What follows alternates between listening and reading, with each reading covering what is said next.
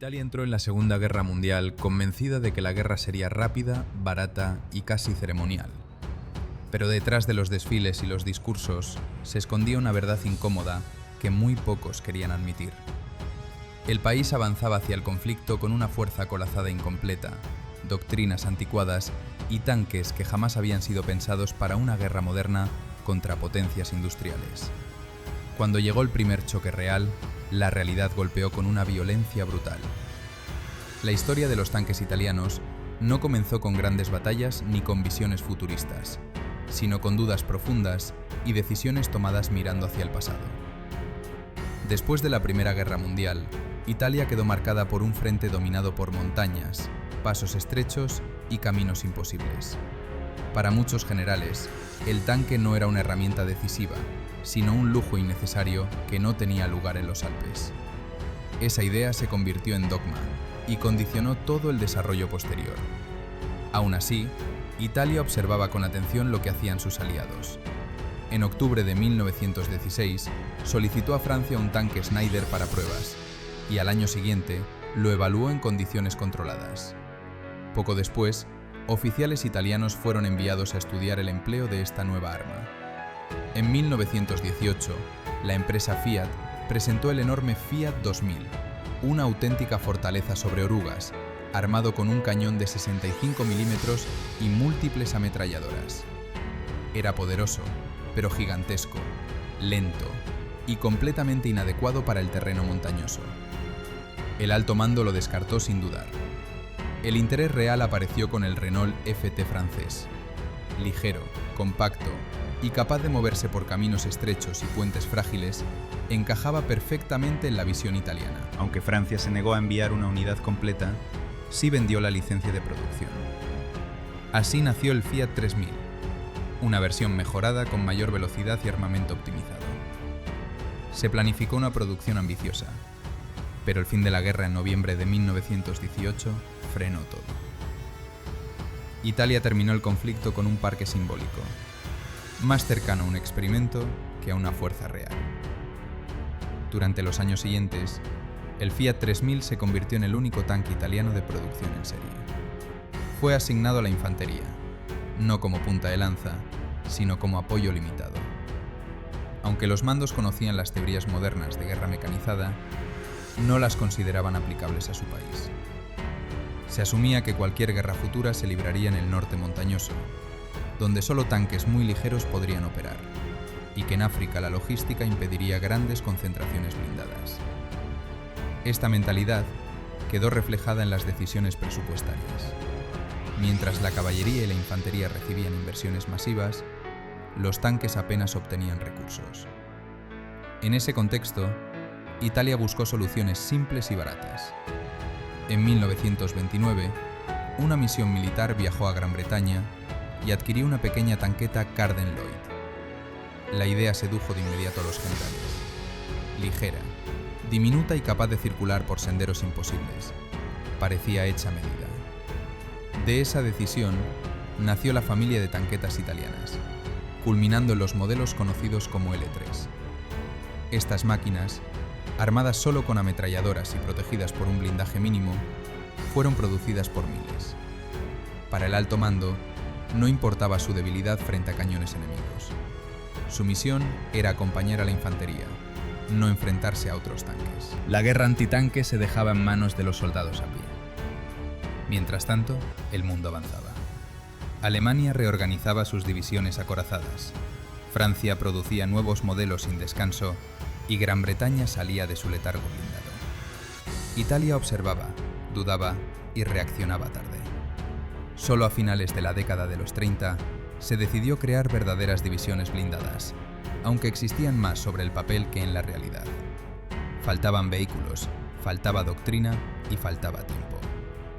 Cuando en junio de 1940 Italia declaró la guerra, lo hizo con la confianza de quien cree llegar a una fiesta ya ganada. Sin embargo, bajo esa seguridad se escondía una fuerza acorazada construida para otra época.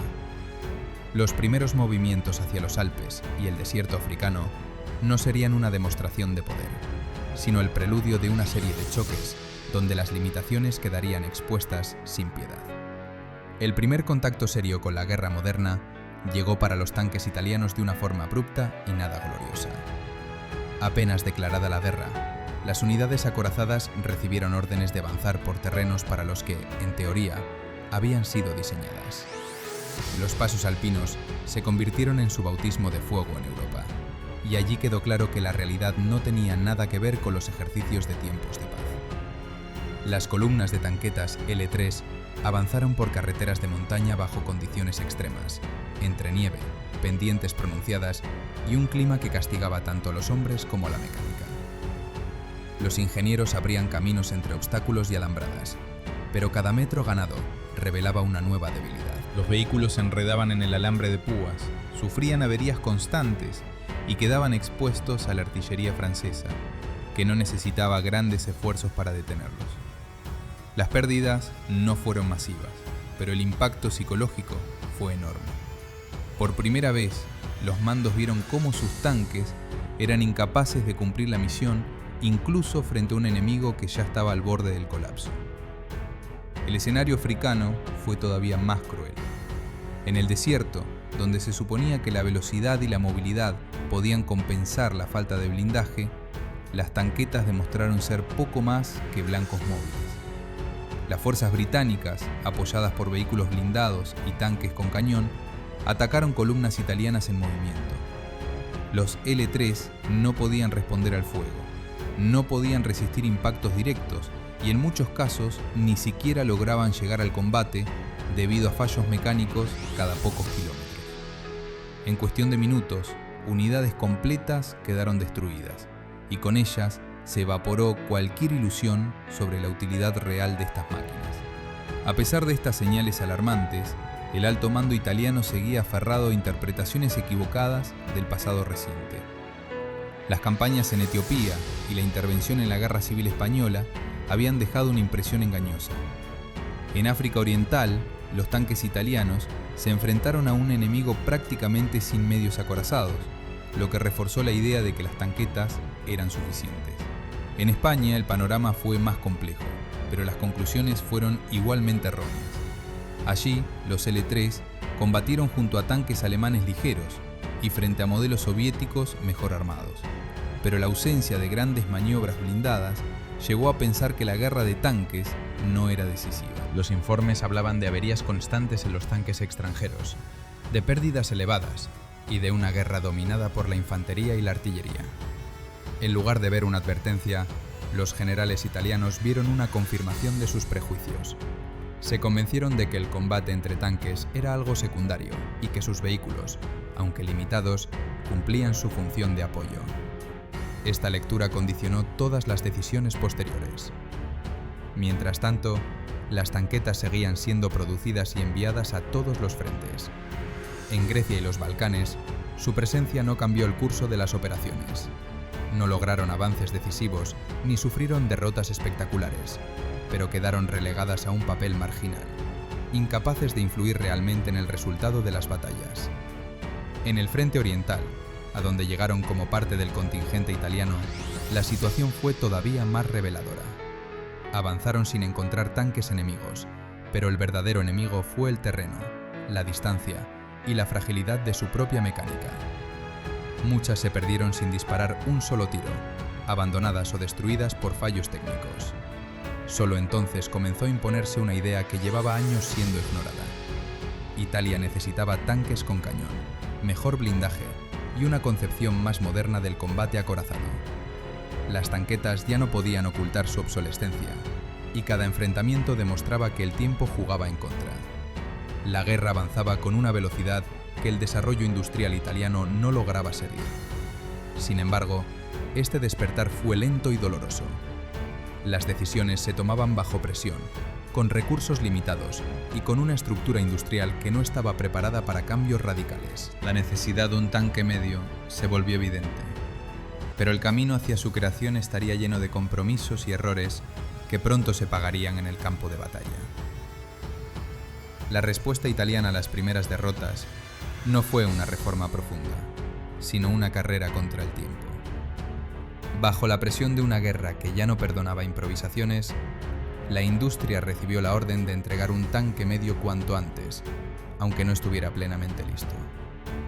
Así apareció el carro armato M1139, una máquina que sobre el papel parecía un avance decisivo, pero que en raíz reflejaba todas las contradicciones del pensamiento militar italiano.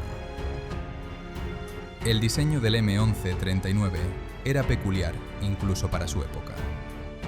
El cañón principal de 37 milímetros no estaba en la torre, sino montado en el casco, con un sector de tiro limitado. La torre solo albergaba ametralladoras, lo que obligaba a maniobrar todo el vehículo para apuntar el arma principal. La tripulación era reducida, y el comandante debía cumplir varias funciones a la vez, lo que saturaba su capacidad en combate. Aún así, para un ejército acostumbrado a tanquetas con ametralladoras, este tanque representaba un salto cualitativo. Los primeros ejemplares fueron enviados de inmediato al desierto norteafricano, donde la guerra ya había adquirido un ritmo implacable. Allí, el M1139 se encontró con un enemigo que no solo tenía mejor armamento, sino también una doctrina más clara. Frente a tanques británicos ligeros, podía ofrecer resistencia, pero cualquier enfrentamiento con vehículos mejor blindados terminaba de forma previsible. El motor, débil para su peso, sufría con el calor y la arena, y los filtros se saturaban rápidamente, reduciendo aún más la fiabilidad. Las pérdidas se acumularon con rapidez. Algunos tanques fueron destruidos en combate, otros quedaron abandonados tras averías imposibles de reparar en primera línea. En pocos meses, el modelo quedó prácticamente fuera de servicio. La lección era evidente, pero no había tiempo para asimilarla. En lugar de replantear el concepto, se optó por una modificación apresurada. El siguiente paso fue el M1340. Esta vez, el cañón de 47 milímetros se colocó en la torre, una decisión lógica que mejoraba la capacidad de combate.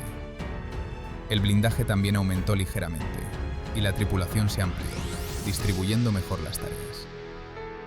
Además, el uso de motores diésel seguía siendo una ventaja teórica en términos de consumo y seguridad. Sin embargo, el tanque arrastraba problemas estructurales imposibles de ocultar. En el desierto, el M1340 entró en combate contra fuerzas británicas cada vez mejor equipadas. Podía enfrentarse a algunos modelos tempranos en condiciones favorables, pero estaba en clara desventaja frente a tanques pesados y a unidades bien coordinadas. El blindaje era insuficiente, y el motor seguía siendo demasiado débil, lo que obligaba a las tripulaciones a improvisar protecciones adicionales con sacos de arena y piezas de repuesto, agravando aún más el problema de movilidad. Con la llegada de fuerzas alemanas al norte de África, la situación táctica cambió momentáneamente. El apoyo y la experiencia de un aliado más preparado permitieron obtener ciertos éxitos locales. Los tanques italianos avanzaban integrados en formaciones mixtas y por primera vez parecían tener un papel claro en el campo de batalla. Sin embargo, este equilibrio era frágil. Cada mejor aliada dejaba al descubierto que el M1340 ya estaba quedándose atrás. La respuesta fue otra modificación. El M1441. Se introdujeron mejoras en el motor y se adaptó mejor a las condiciones del desierto, pero el armamento y la protección seguían siendo prácticamente los mismos. Cuando los nuevos tanques aliados comenzaron a dominar el frente, las limitaciones italianas se hicieron imposibles de ignorar. Los enfrentamientos se saldaban con pérdidas crecientes y con la sensación de que cualquier avance tecnológico llegaba siempre demasiado tarde. A pesar de todo, estos tanques siguieron siendo producidos y enviados al frente. No porque fueran la mejor opción, sino porque no había alternativa real. La industria no podía ofrecer algo mejor a corto plazo, y el alto mando se aferraba a la esperanza de que un nuevo proyecto, más ambicioso, solucionaría todos los problemas de una vez.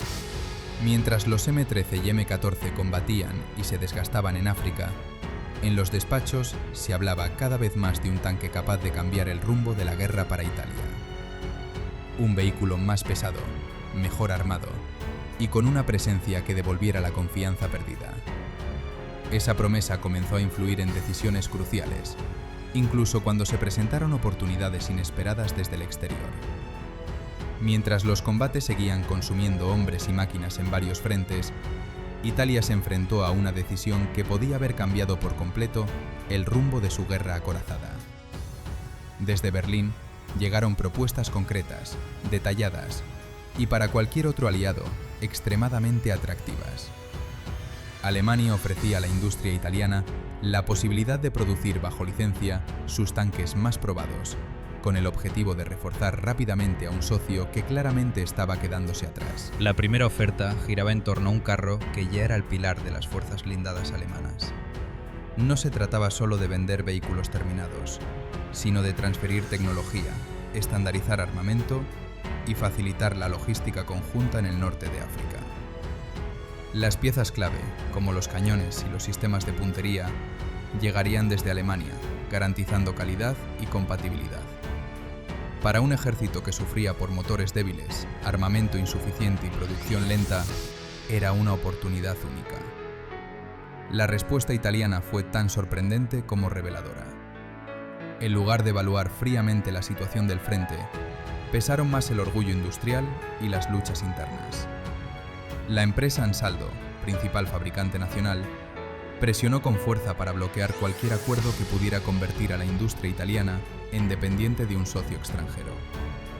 Se argumentó que aceptar esa oferta sería admitir el fracaso del diseño propio y renunciar a la autonomía tecnológica.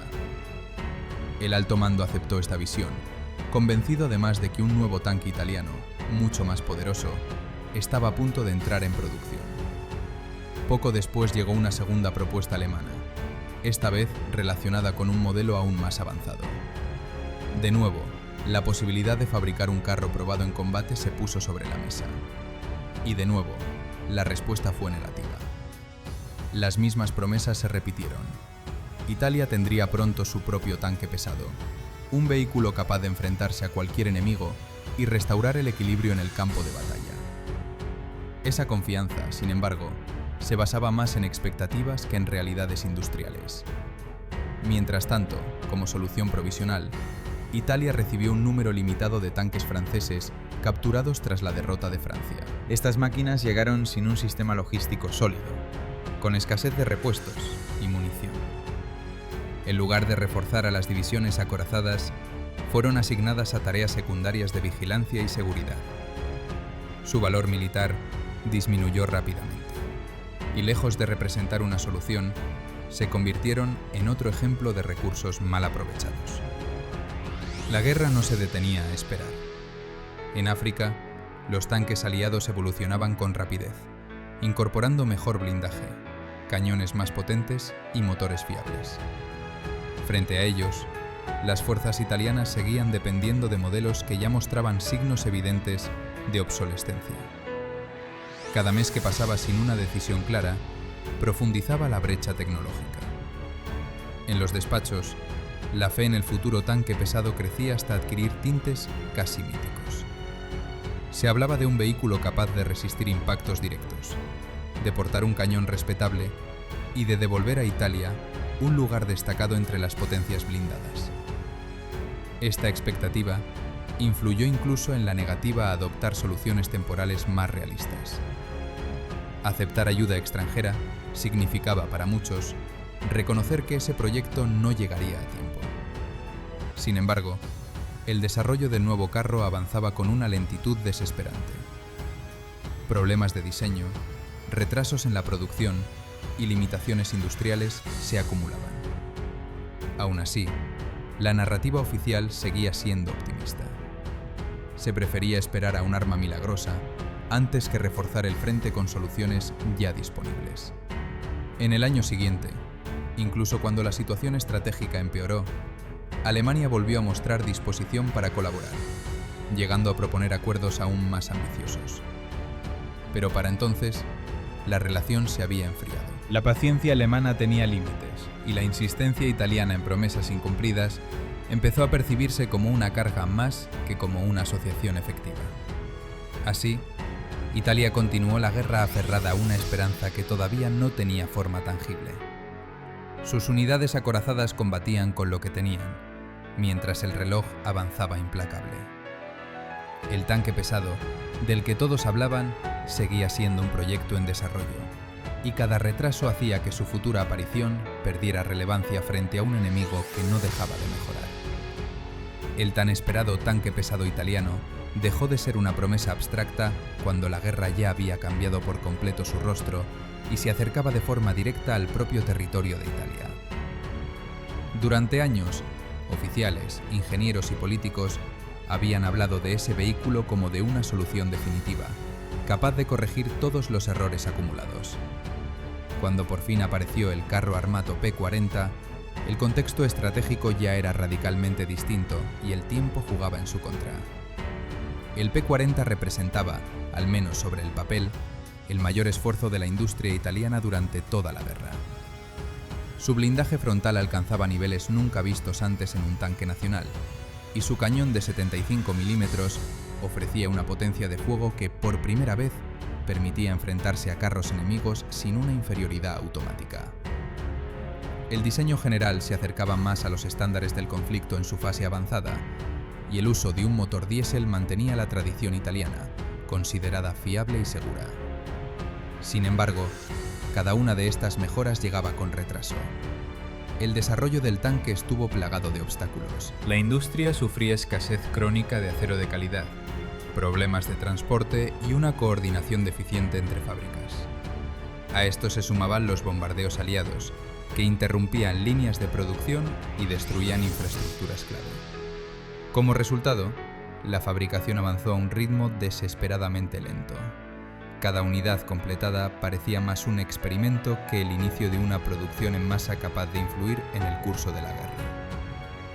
Cuando los primeros P-40 estuvieron listos, Italia ya se encontraba al borde del colapso militar y político. En septiembre de 1943, el país abandonó la guerra, y el destino de estos tanques quedó fuera de manos italianas. Las plantas industriales pasaron a control extranjero, y el vehículo que debía simbolizar la recuperación del arma acorazada nacional terminó sirviendo a otros intereses. Bajo su nuevo control, la producción continuó de forma limitada. Los tanques fueron utilizados principalmente para tareas secundarias, entrenamiento o funciones de seguridad. Algunos ejemplares llegaron a participar en combates aislados, pero siempre en condiciones que poco tenían que ver con las expectativas originales del proyecto. El P-40, concebido como un tanque pesado según los criterios italianos, ya no destacaba en un campo de batalla dominado por vehículos más avanzados, con blindajes mejor inclinados, cañones más potentes y sistemas de observación superiores. Al mismo tiempo, Italia había intentado ganar tiempo con una solución intermedia. El carro armato M1542 apareció como una evolución directa de modelos anteriores, con mejoras puntuales en blindaje y armamento. Era un intento de mantenerse a flote mientras el pesado alcanzaba la producción plena. Sin embargo, esta estrategia solo prolongó un problema estructural. El diseño básico seguía siendo el mismo, y sus limitaciones eran evidentes frente a los carros aliados que dominaban ya todos los frentes.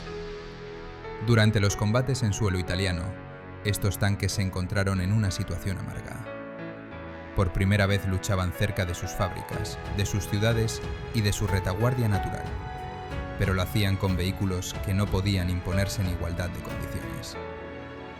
En enfrentamientos puntuales, lograron causar daños y retrasar avances, pero siempre a costa de pérdidas elevadas y sin capacidad real para cambiar el resultado final.